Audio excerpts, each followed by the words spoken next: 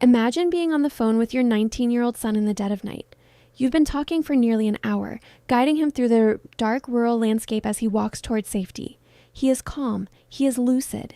He describes the gravel roads, the distant lights of a town, and how he is just steps away from being rescued. Then in a fraction of a second, his voice cuts out. He gasps, blurts out two terrifying words, "Oh shit," and the line goes dead. You scream his name into the receiver. But the only answer is a heavy, suffocating silence. This isn't a scene from a Hollywood horror movie. This was the exact reality for the parents of Brandon Swanson on May 14th, 2008. Brandon vanished into thin air in the middle of a phone call, triggering one of the most massive, frustrating, and chilling searches in Minnesota history.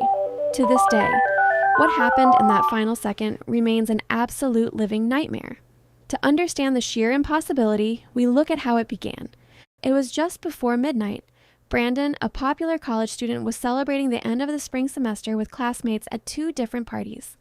By all accounts, he consumed some alcohol, but friends stated he was nowhere near heavily intoxicated when he decided to drive home to Marshall, Minnesota. While navigating the labyrinth of flat, identical rural gravel roads, Brandon misjudged a turn. His Chevy Lumina slid off the road, getting tightly wedged in a steep ditch. The car was stuck, its wheels spinning in the mud, but Brandon was completely uninjured. Instead of panicking or waiting for a tow truck in the morning, he pulled out his flip phone and called his parents, Brian and Annette, at 11:30 p.m. He explained his situation smoothly. He told them exactly where he believed he was, just outside the small town of Linden. He asked them to come pick him up. His parents jumped into their car, keeping the phone line active, and drove out. But what should have been a simple pickup quickly turned into a psychological puzzle. Brandon's parents arrived at the location near Linden, flashing their high beams and honking their horn. Brandon, still on the phone, said he couldn't see them. Brandon then flashed his own car lights and honked his horn, but his parents heard nothing but the midnight wind. The flat terrain of Minnesota means headlights can be seen for miles, yet both parties were completely blind to each other.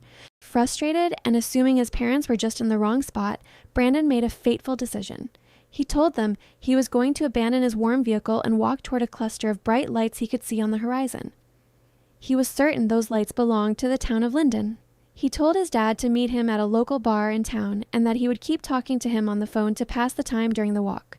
For 47 minutes, Brandon and his father stayed connected. This wasn't a panicked call.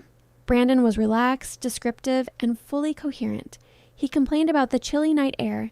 He described cutting through fences, walking along gravel paths, and navigating the vast, empty fields of the countryside.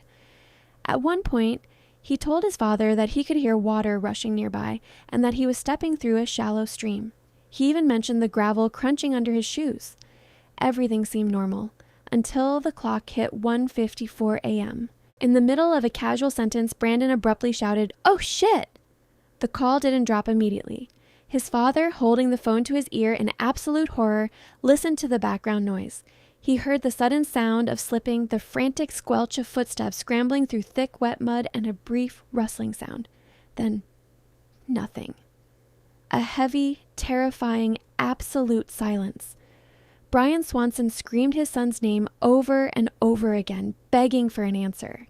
He kept the line open for hours, desperately hoping to hear Brandon's voice, but the phone only transmitted empty static. The true horror of the story unfolded the next morning when the police officially tracked Brandon's cell phone pings. Brandon wasn't anywhere near Linden. He wasn't even close. His car was discovered 25 miles away in a completely different direction, stuck in a ditch near the tiny town of Taunton. Brandon had been profoundly disoriented by the dark. He had no idea where he actually was.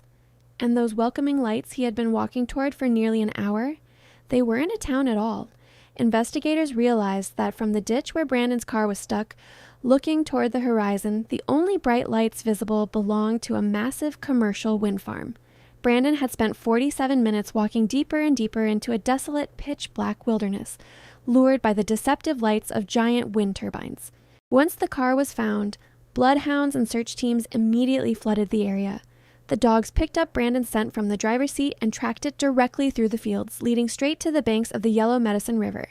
This river was the exact rushing water Brandon had mentioned over the phone right before his disappearance. The immediate theory was that Brandon, walking in the pitch black, slipped down the steep banks, fell into the current, and drowned. But this is where the case fractures into impossibility. The Yellow Medicine River at that specific spot during that specific week was barely knee-deep. It was not a roaring deep river capable of easily sweeping an adult man away without a trace. Search teams dragged the riverbed for miles. They used advanced sonar, deployed specialized dive teams, and built dams to lower the water levels. They found absolutely nothing. No shoes, no clothes, no cell phone, and no body. Then came the most chilling discovery of all. The trained search dogs followed the scent to the riverbank, stopped, and then crossed over. On the opposite bank of the river, the dogs picked up Brandon's scent again. This meant Brandon did not drown in that river. He survived the fall, dragged himself out of the muddy water onto the other side, and kept walking. The dogs tracked his scent for another 2 miles, heading north through open fields toward an isolated, abandoned farmhouse. The trail was fresh, but suddenly, at the edge of a gravel road, the scent completely evaporated. It was as if Brandon had simply ceased to exist. How does a human being completely vanish from a flat, open field? For nearly 2 decades, web sleuths and investigators have debated 3 terrifying theories. First, the hidden well. The rural landscape is dotted with old homesteads.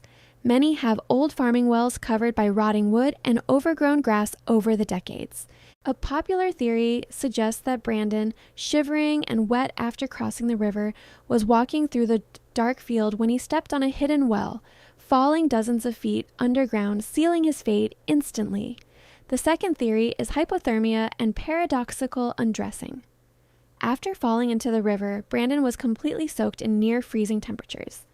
In advanced stages of hypothermia, the brain malfunctions, causing an uncontrollable urge to hide in tiny spaces. If Brandon did this, his body could be hidden in a spot so small that search teams simply walked right past it. The third theory is foul play. Did Brandon finally reach that gravel road where the dogs lost his scent only to encounter a passing vehicle? In his desperate state, he might have flagged down a car expecting a savior, but instead crossed paths with someone who took advantage of his vulnerability. To this day, despite over 500 volunteers, no evidence is found. Brandon's flip phone has never pinged again, and the endless, silent fields of Minnesota refuse to give up the secret. What do you think caused Brandon to scream in his final second? Did he see a sudden drop, a hidden trap, or something waiting for him in the dark? Leave your theory in the comments below.